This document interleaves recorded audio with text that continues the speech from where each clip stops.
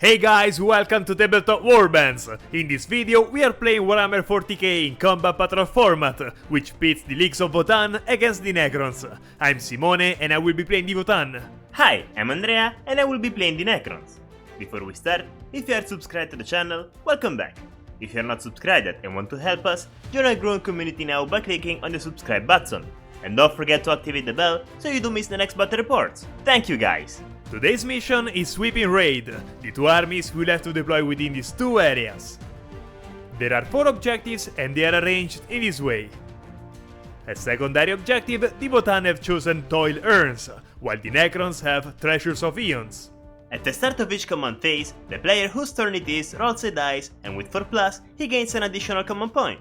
Let's move on to the description of the armies. The Necron army was following the signal of an ancient relic, and after a long time, they finally found it.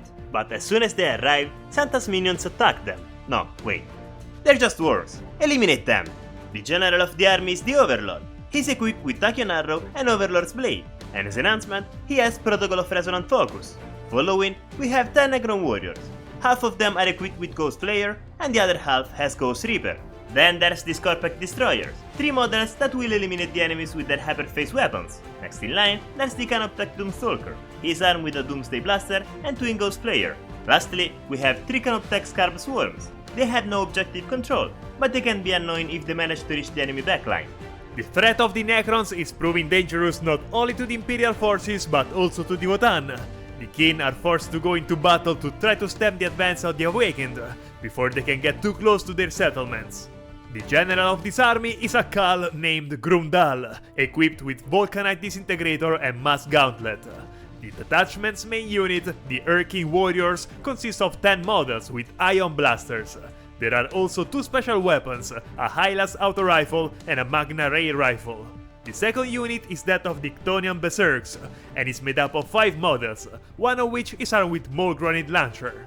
Finally, there is the Urking Pioneers unit, 3 bikes with the Scout's Rule, very useful for controlling objectives.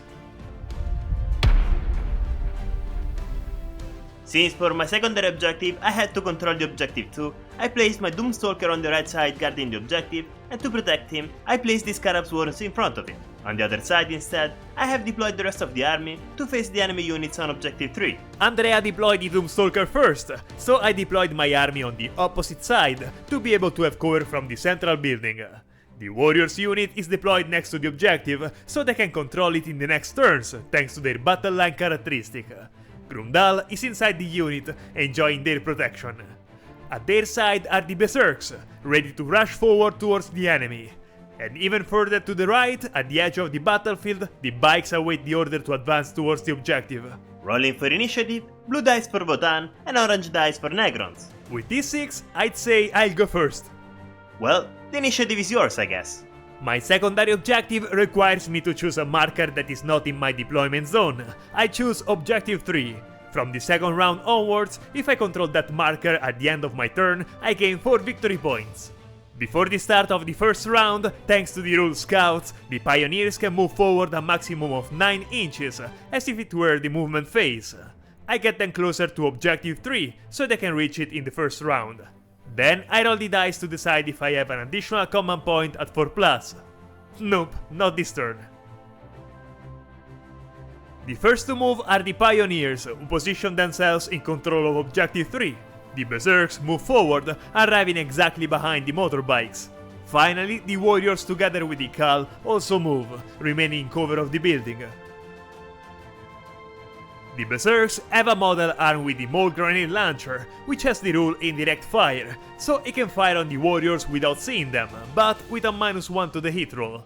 D6 shots +2 thanks to the Blast rule. 5 shots at 5+. 2 hits, Strength 5 and Toughness 4, so 3+ to wound. Both wounded. They're in cover, so I can ignore the -1 penetration, saving with 4+. Only 1 save. This guy is removed from the battlefield. The Pioneers direct their fire at the Scorpax, starting with the Rotary Cannon, 6 shots at 4+. Thanks to sustained hits, that's 4 hits total. Strength and Toughness 6, 4+ to wound. All 4. Saving with 3+. 2 wounds through. And now, the 2 Magna Coil autocannons, 6 shots at 4+. 3 hits on this Corpex. With strength 7, a 3+ is enough to wound. 2 wounded. Saving again with 3+. Both save, but still, this is yours. Enjoy! My turn. I roll the dice for the additional command point at 4+. 6! Great! Now, at the end of the command phase, I can activate the reanimation protocols of my army. Every unit that is not at starting strength regains D3 wounds. I roll only for this Corpex since the warriors only miss one model. With that 6, the wounded Corpex goes back to full life. Awesome! Every unit is at starting strength. The first to move are the warriors. With 5 inches, they manage to get in range of the bags holding objective 3. Since I don't think I will be able to charge in this turn, my Corpex moves just a little bit forward. The swarms move 9 inches forward while the Doomstalker repositions himself to have the enemy baggers inside. Both the Overlord and the Warrior shoot at the bikes, starting with the Overlord that makes one shot at 2+. Hit! With strength 16, he wounds with 2. Wounded! And thanks to the -3 penetration, Simone can't save. Now the Warriors, 5 shots of the Ghost Player at 4+.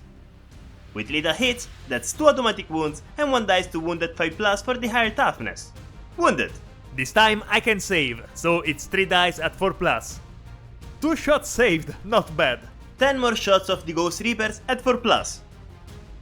3 automatic wounds and 1 to wound at 4+. Wounded!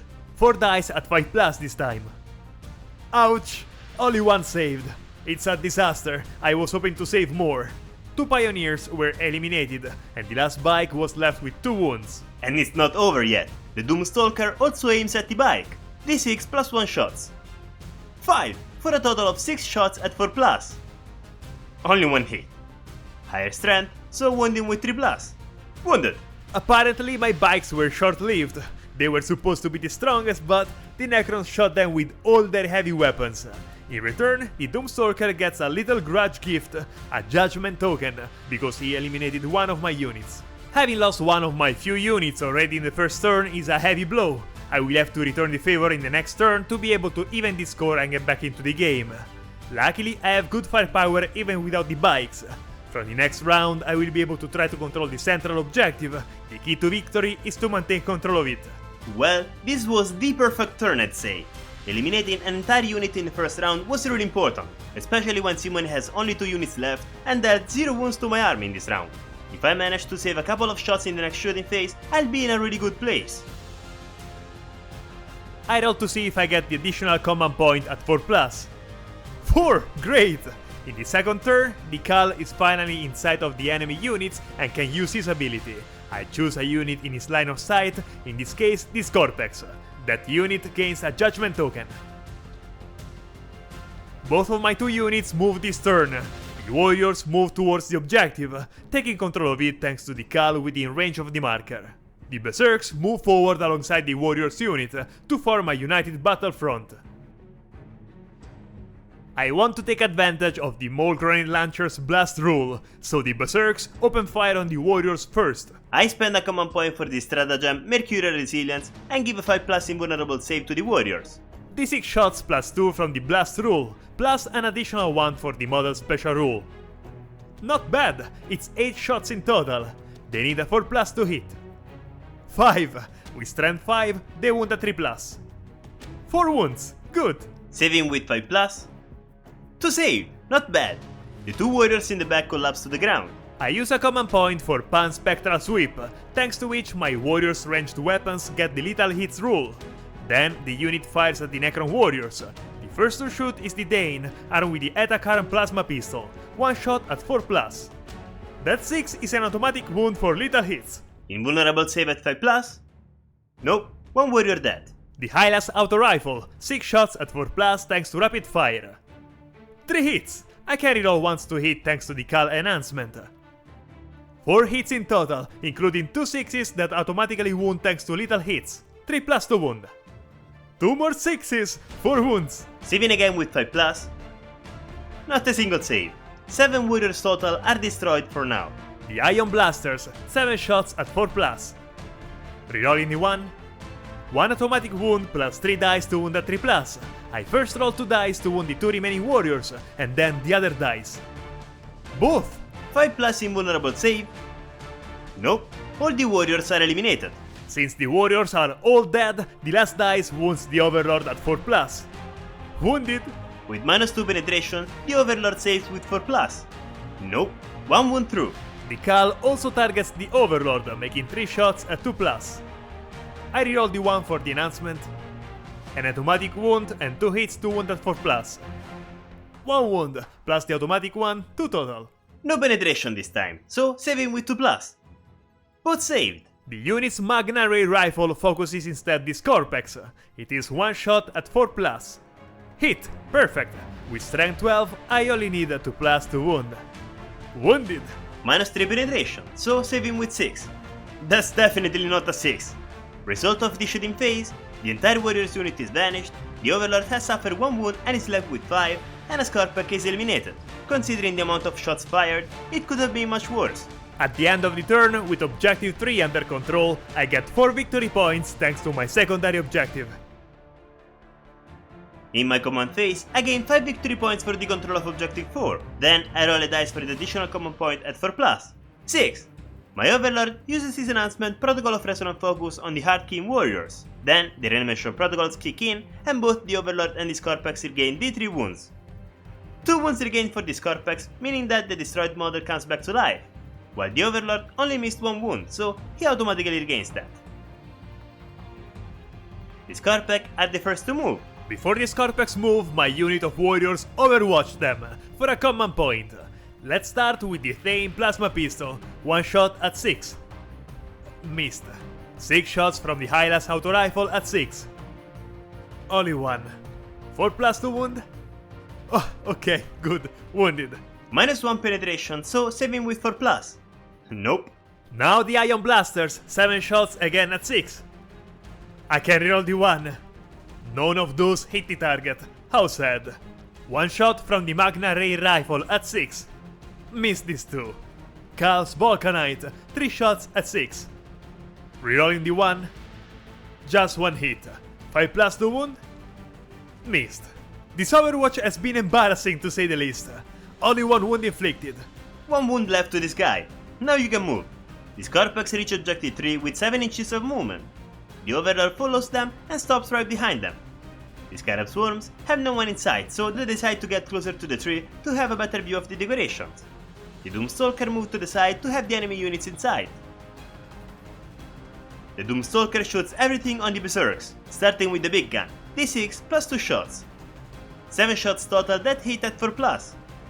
Again, only 1 hit. With strength 14, he wounds with 2+. Wounded. The Berserks have Feel No Pain 5+. That's 3 wounds, so 3 dice to ignore a 5+. Haha, it definitely felt those wounds. Now, 1 more shot of the Ghost Player at 4+. With lethal hits, that's an automatic wound. With this shot, I can save at 6. Almost! 5+ to ignore the wound. Ah, here it is, the 6. Everything okay. The first Berserk has been eliminated. I like this axis too much, but I have to remove it anyway. Charge phase. The Scarabs charge first and need 7 to reach the warriors. 7! That's great! Now that they can't overwatch, the Overlord charges too. He needs 6. 10! He also reaches the Arcane. Now the Scorpax that charge both the enemy units and need 6 to enter combat. Nice roll. Rerolling with a command point? Okay, the Scorpax stands still. The Swarms pile in on the warriors, and then I spend a command point for the stratagem Disruption Fields to increase their strength by 1. The Scarabs make 18 attacks at 5+. Rerolling the 1 thanks to the Overlord's enhancement, 4 automatic wounds thanks to lethal hits, and 4 more attacks to wound at 5+. Just the 4 automatic wounds. 4+ saves for the warriors. Only 2. Thanks to the Medipack, the unit has Feel No Pain 6. Nope, they didn't ignore any wounds. Strong, these Scarabs. The Overlord now. 4 attacks at 2+. Rerolling the 1. Nope. 3 hits. Higher strength, so wounded with 3+.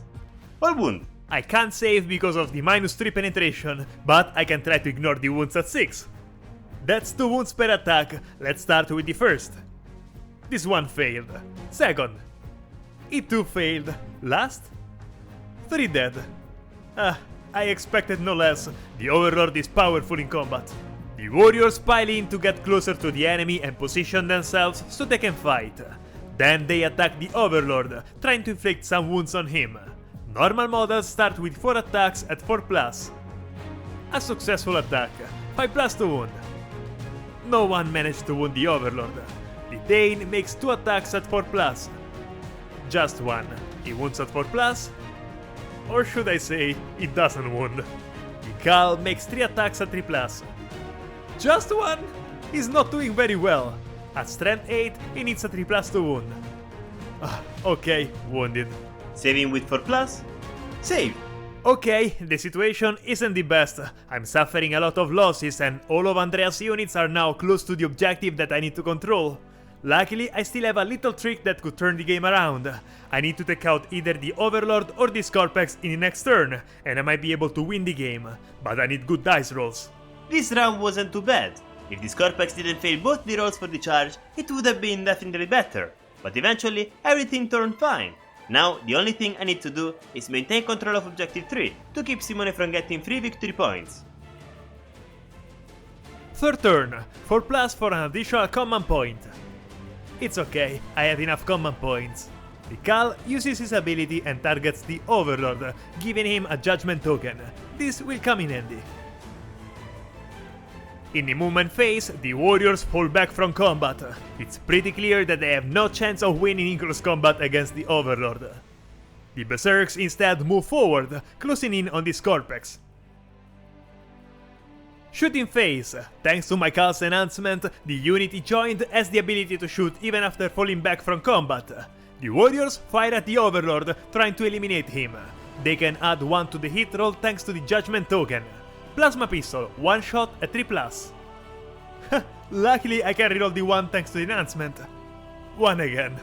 Absurd. Hyla's auto rifle, 6 shots at 3+. All hit! 3+ to wound. Ah, okay. Only 2 wounds. Great. Saving with 3+? Only 1 saved. 1 shot from the Magna Ray rifle at 4+. I can't miss it. I use a command point to reroll the dice. And I missed it. Really? 2 Ion Blasters at 3+. Now I roll 6? Right now? They wound at 4+. 1 wound. 4+ to save. Saved again. 3 shots at 3+ for the Khal. 2 successful shots. 3+ to wound. The 6 has the devastating wounds rule, so it's a mortal wound. 4 wounds left to the Overlord. Damn, I couldn't take out the Overlord. That means the Maul Granite Launcher will target the Scorpex. The 6 + 1 shots for the Mother rule. 7 shots, excellent! 3+ to hit thanks to the Judgment token. 6 successful hits, Strength 5 and Toughness 6, 5+ to wound. Wow, 1 wound. -1 penetration, so saving with 4+. Nope. Rerolling with a command point? Still nope. 1 Scorpex died. The Berserks charge at the Scorpex. Not so fast. The Doomstalker shoots over what's on the Berserks. D6 + 1 shots. 2. Hitting with 6. Nope. Ghost Player, 1 shot at 6. Neither. The charge is automatic, but I roll the dice to see how far I can move them. With a 7, the Berserks come into combat with ease. The model arm with the Twin Concussion Gauntlet attacks first, making 4 attacks at 3+. Only 2, with Strength 9 and Toughness 6, 3+ to wound. Both, alright. 4+ to save. Both saved. And now my favorite weapons, 10 attacks at 2+ from the Axis. 8 successful attacks, with Strength 6 they need 4+ to wound. 5 wounds is good. -2 penetration, so saving with 5+. 3 save. Rerolling 1 with the command point? Nope. 1 Scorpex survived. That's amazing. The Scorpex fights back and makes 4 attacks at 3+. 3 hit. With highest strength, I wound with 3+. Only 2 wounds. 2 attacks to ignore at 5+. 2 wounds per attack, so I roll them 1 at a time. The first. Nope, he's dead. The second? Almost. Unlucky. 2 Berserks were killed, so the unit was left with only 2 models. In my turn, the Overlord uses again his enhancement on the warriors in front of him. Then I roll the dice for the additional command point. Nope, not this time. In animation protocols, both the Overlord and the Scorpex regain D3 wounds, starting with the Scorpex. 3 wounds regained. That's great. Now the Overlord. 1 wound only. It's okay. 1 Scorpax successfully reanimates and the Overlord is back at 5 wounds. No one moves, so we can go straight to the shooting phase. The Doomstalker aims his Doomsday Blaster at the Heartkin Warriors and makes d6 plus 2 shots. 6 shots total that hit at 3 because he has not moved this turn. Rerolling the ones. 4 hit, wounding with 2+, 3 wound. 3 shots to ignore with Feel No Pain at 6. 3 dice for each shot. Let's start with the first one. Nope. On to the second. Obviously not. The third? Nope. Too bad. I was almost hoping for a 666. Ghost Layer at 4+. Nope. Another 3 kin were killed with a terrifying death ray. At least they won't have suffered. I think. The Scarab Swarms charge the warriors automatically, while the Overlord needs 3 to charge the Berserks. 8! Nice! Starting the combat phase with the Scarab Swarms, 18 attacks at 5+ on the warriors. Wow, so many ones! Rerolling all of them, 3 automatic wounds thanks to little hits. 4+ saves for the warriors. I roll 2 dice first. Okay, saved. Now I can roll the last dice. I failed this one. The unit was left with just the Thane and the Khal. Interesting. The Thane attacks the Scarabs and makes 2 attacks at 4+. A successful attack. These little things have toughness too, so he wounds at 2+. Wounded. The attack automatically wounds given the high penetration of the weapon and inflicts 2 wounds. The Khal attacks immediately after, with 3 attacks at 3+. 2 successful dice, 2+ to wound for him too. 1 wound, which again is automatic. 1 swarm is destroyed. Now I have to roll a dice for deadly demise. With 6, every unit within 6 inches of the destroyed model suffers 1 mortal wound. 1. He goes out quietly. The Overlord fights with the Berserks, making 4 attacks at 2. 3 hit. Higher strength, so wounding with 3+. 2 wound. Feel No Pain 5+ for the Berserks. 2 dice per attack. The first failed. Second, this also failed. The unit has been eliminated and the game ends. Victory goes to the Necrons. What a shame I wasn't able to make the strength of my units count. It felt like I was fighting more against the dice than against the Necrons. Also, every time I dealt damage to the Scorpax, they came back into play the next turn as good as new. Losing the bikes in the first round was really difficult to deal with. I wish I could have used them more. Maybe next time. This was an interesting match. I didn't roll really high dice, but neither did Simone. I was just lucky enough to start second, and Simone was unlucky enough to lose the bikes really fast. If it wasn't for that, I would have lost a lot more models in the Sago shooting phase, and more likely, I would have lost the game right after. We are finally at the end of the year. I hope you can enjoy this period and that next year brings you many beautiful experiences and battle reports. We will start posting videos again in January, so until then, happy holidays to all of you wonderful community. Before finishing, we would like to take a moment to thank our members who have decided to support us on Patreon. And if you guys want to support the channel and enjoy an additional and exclusive battle report per month, or see your models showcased in our videos, the Patreon link is in the description. We are waiting for you on Discord. And if you have come this far, write the word bells in the comments to let us know. You are the best. And if you are not yet subscribed, subscribe to the channel. If you liked the video, leave a like and write us in the comments. We are always curious to know what you think.